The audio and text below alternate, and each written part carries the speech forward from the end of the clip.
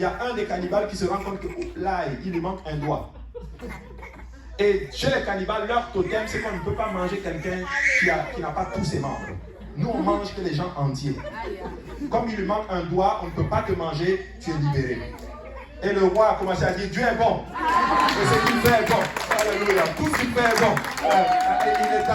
Il est allé libérer maintenant son prisonnier. Il dit vraiment, non, ton Dieu là, il est bon. Dieu est vraiment bon. Alléluia. Mais en passant, j'ai une question pour toi. Si ton Dieu est si bon que ça, pourquoi a-t-il permis que tu te retrouves en prison? Il dit, mon roi, Dieu est tellement bon que si j'étais avec toi, moi j'ai tous mes membres. On m'aurait mangé totalement.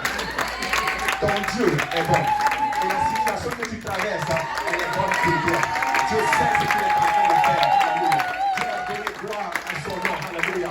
Dieu va s'élever et il va transformer le malheur en bonheur. Alléluia. Il va transformer les larmes en joie. Alléluia. Dieu va te donner, alléluia, des tapis de joie au lieu d'un habit de deuil. Alléluia. Dieu va prendre la situation que l'ennemi a fait contre toi et il va le retourner contre lui-même. Alléluia. Dieu va faire des choses qui dépassent la pensée humaine. Ton Dieu va s'élever et il va combattre pour toi. Il est venu peut-être avec la maladie. Dans la maladie, tu vas développer une relation avec le Seigneur. Il est venu avec la, je ne sais pas moi, la déstabilisation, la dépression. Dieu va te rendre fort pour le Seigneur. Alléluia. Tu vas utiliser ton témoignage. Ton témoignage va activer les familles. Il y a des gens ici, alléluia. Vous ne savez pas la paix que sur votre vie. Écoute, tu veux savoir, alléluia, quelle est la grandeur de la paix que sur ta vie. Regarde les épreuves par lesquelles tu es en train de passer, alléluia. Et juste une bonne attitude. Père, je te rends grâce, alléluia. Quoi qu'il arrive, je te servirai. Quoi qu'il arrive, je lèverai les mains vers toi, alléluia. Si tu as donné, tu as repris, que le nom de l'Éternel soit béni, alléluia. Mais je sais une chose, mon rédempteur dit. Je sais une chose, quoi qu'il arrive, je lui ferai quand même confiance. Tout ce que je fais est bon. Alléluia. Acclame encore une fois le Seigneur. Je crois en ton Dieu. Alléluia.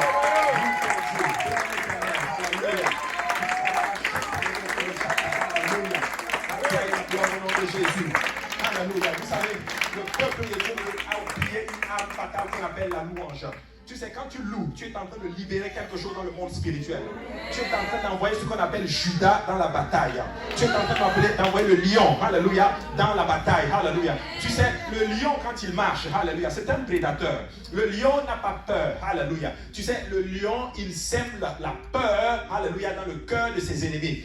Et la Bible dit que ton Dieu est le lion de la tribu de Judas.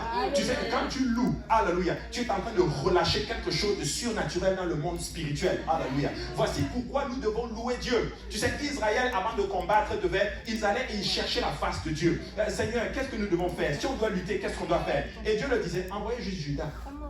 Envoie la louange. Tu sais, tu loues ton Dieu.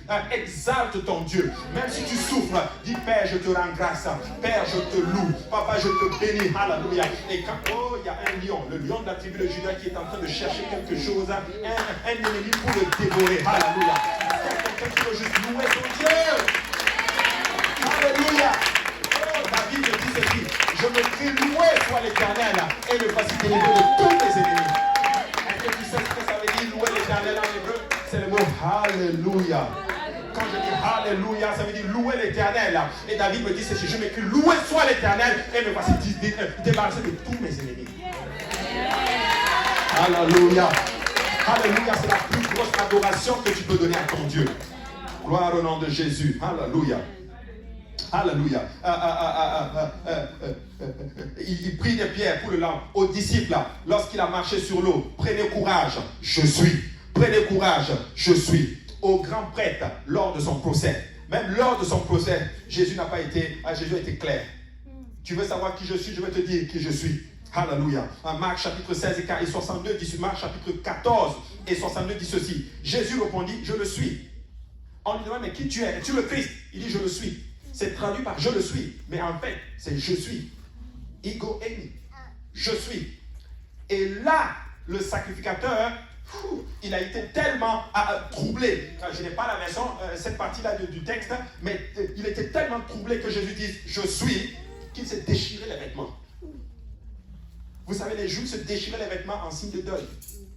Quand ils étaient choqués par quelque chose, déstabilisés, frustrés par quelque chose. Mais Jésus venait de faire une déclaration.